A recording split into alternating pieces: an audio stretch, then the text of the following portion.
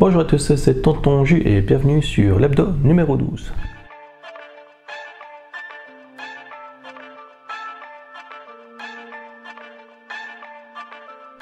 Alors, dernier hebdo de l'année.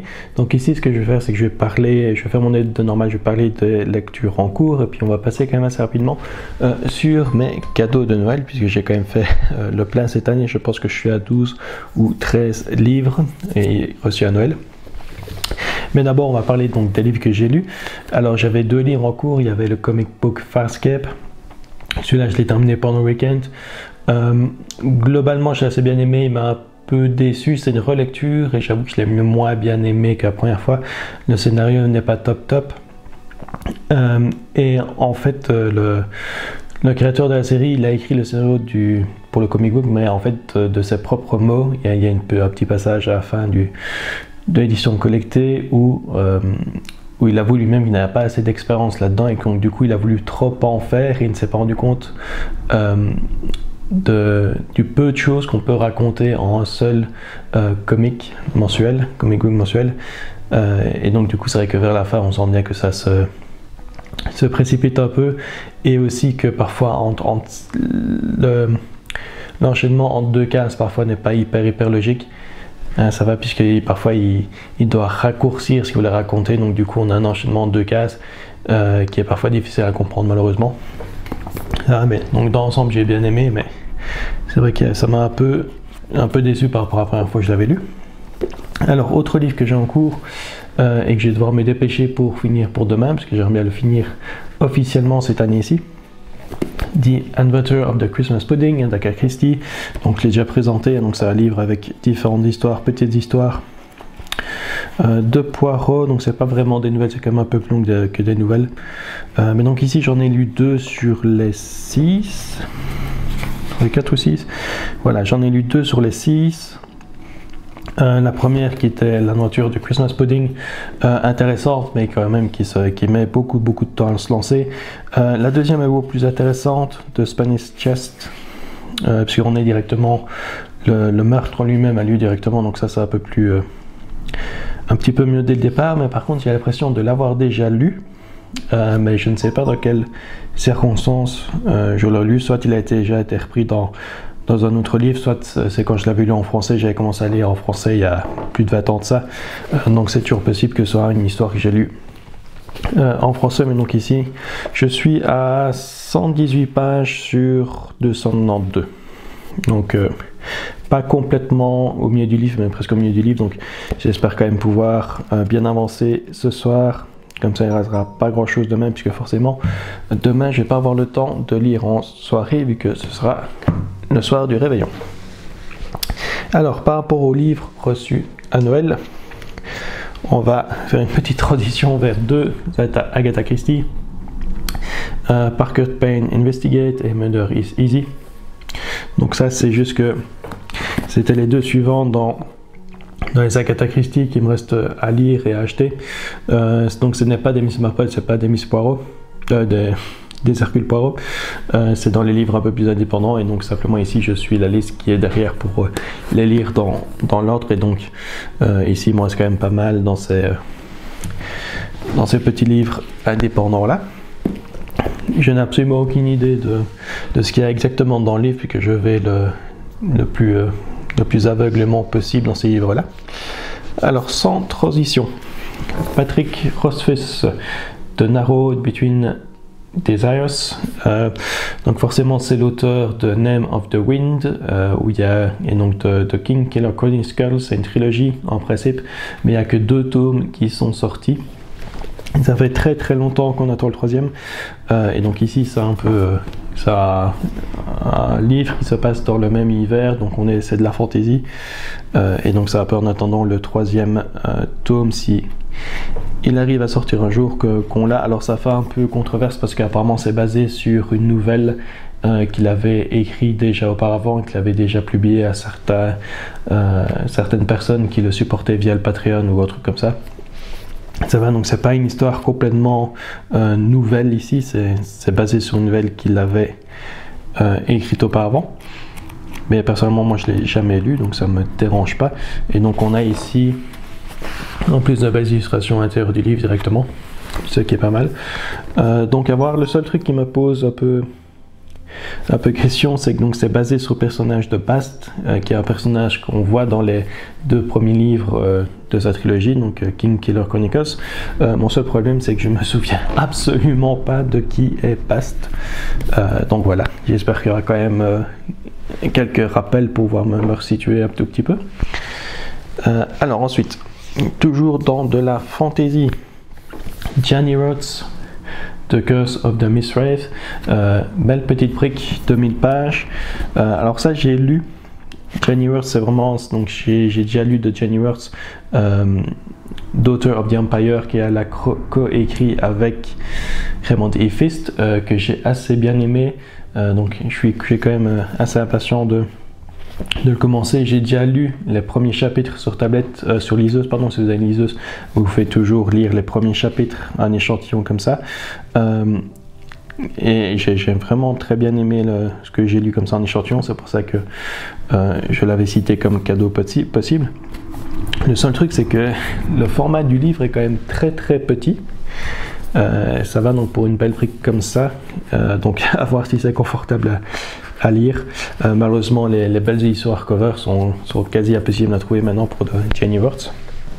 Ah oui, donc ceci c'est le premier tome dans The War of Light and Shadow, qui est une série de livres, qui en a beaucoup, il y en a plus de 10, sachez bien qu'il y en a une douzaine, et le dernier je pense est sorti cette année ici. Donc j'ai du temps à rattraper, mais c'est une très longue série celle-là. Ensuite, hop, on va rester dans de la fantasy toujours, mais on va changer de région. Même pas mort de Jean-Philippe Jaroski.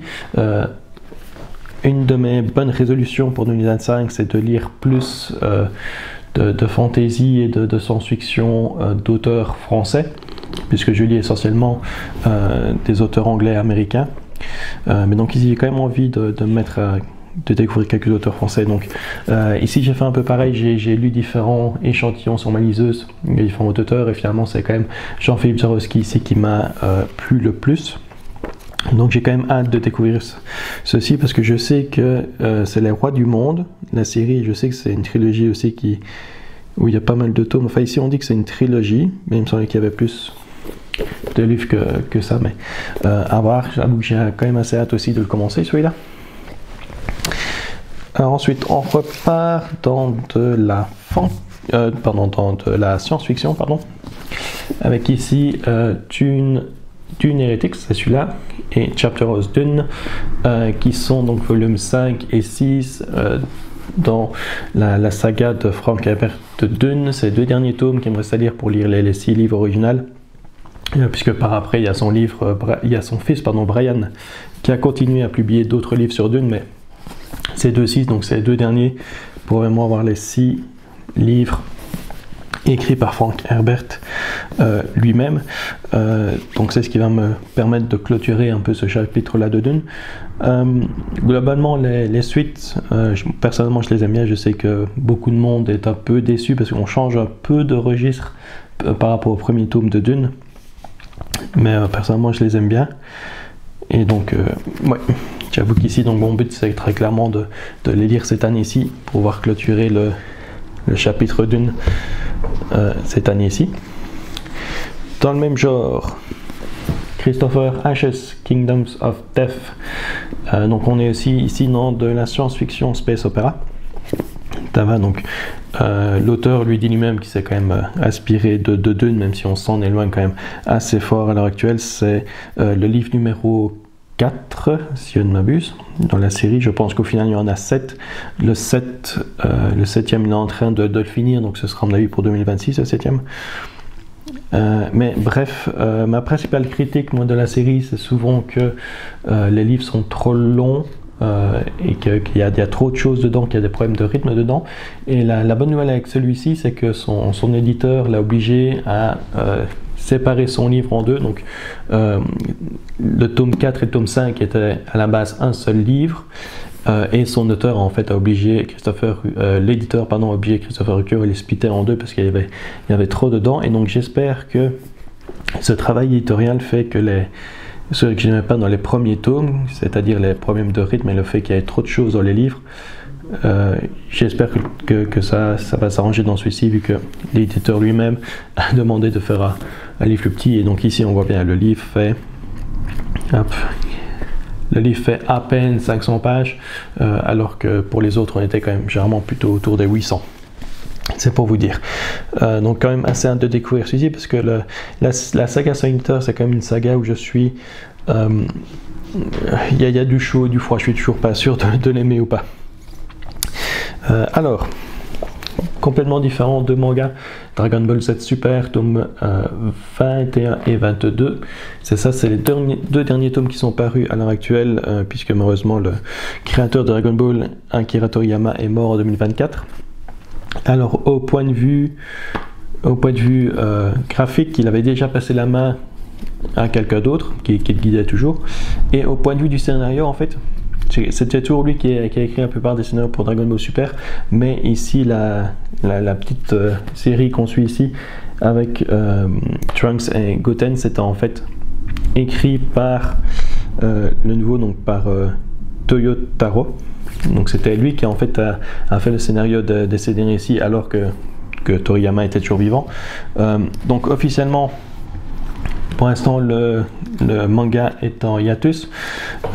Aux dernières nouvelles, il n'y avait pas encore il n'y avait pas de décision de prise pour savoir si la série allait continuer sans Toriyama ou pas. Mais personnellement, j'espère qu'elle va continuer, parce que je pense que Toyotaro a quand même pas mal de bonnes idées, je pense, pour continuer la série. Mais à voir. Alors ensuite, on va repartir dans des livres. Je pense que c'est du fantasy, mais je ne suis pas sûr. Mais ici, ça va être vraiment les belles éditions hardcover que j'ai reçues. Le premier, c'est The Wolf and the Door, par Gene Wolfe. C'est une collection de nouvelles écrites par Gene Wolfe. Et j'imagine que c'est... Je ne sais pas si c'est de la fantasy ou de la science-fiction. Probablement un peu des deux. Ah, il y en a aussi des poèmes et des essais. Donc à voir. J'avoue que c'est un auteur, j'ai lu qu'un seul livre de Gene Wolfe pour l'instant, mais je l'ai quand même vachement bien apprécié. Je pense que c'est un auteur qui sait ce qu'il fait. Et alors enfin, les deux derniers, qui sont deux belles éditions elles aussi. Abercrombie, Red Country and the Heroes. Donc c'est ces deux hardcovers qui me manquaient dans l'univers de la Première Loi. Donc il y a la première trilogie de la Première Loi, puis ensuite on a 3 standalone. Ça va, donc ici c'est les 2 standalone qui me manquaient, et puis il y a The Age of Madness qui est la dernière trilogie. Donc ici aussi mon but c'est de les lire cette année-ci, et si possible avant l'apparition du prochain livre de Abercrombie, qui est The Devils, qui je pense sort pendant l'été. À voir, j'ai pas vérifié les dates. Mais donc l'idée c'est quand même de les lire avant l'apparition de The Devils, pour savoir si ça vaut la peine de l'acheter ou non. Puisque Abercrombie c'est aussi un des livres où je suis un peu mitigé, il y a du chaud et du froid. C'est aussi, j'adore le style de l'auteur, c'est un style très détaillé, très lent. C'est un peu comme Robin Hood, où on passe pas mal de temps. C'est très lent au niveau de l'intrigue, mais c'est aussi très détaillé et lent au niveau de la prose. Personnellement, c'est un style que j'aime bien. Mais le problème, voilà, c'est souvent que c'est trop lent, et il n'y a pas nécessairement le payoff qu'on veut à la fin. C'est un peu pour moi ça, la grosse différence avec Robin Hood. Robin Hood, c'est lent, mais ce qui se passe à la fin vaut souvent la peine. Il y a un véritable payoff qui personnellement j'adore. Avec Abercrombie, j'ai pas eu vraiment cette sensation-là. En tout cas, dans la trilogie de la Première Loi, je suis arrivé à la fin et il y a beaucoup de choses qui sont restées en suspens pour moi à la fin, et j'étais pas vraiment satisfait. Donc du coup, je me suis un peu dit tout ça pour ça, parce qu'il n'y a pas le payoff que je voulais. Alors ici, donc on a fait le tour. Donc sur ce, je vous dis bon réveillon à tous ceux qui fêtent la nouvelle année. Si vous avez apprécié la vidéo, n'hésitez pas à liker, à vous abonner ou à laisser un commentaire. Et moi, je vous dis à bientôt pour la prochaine vidéo.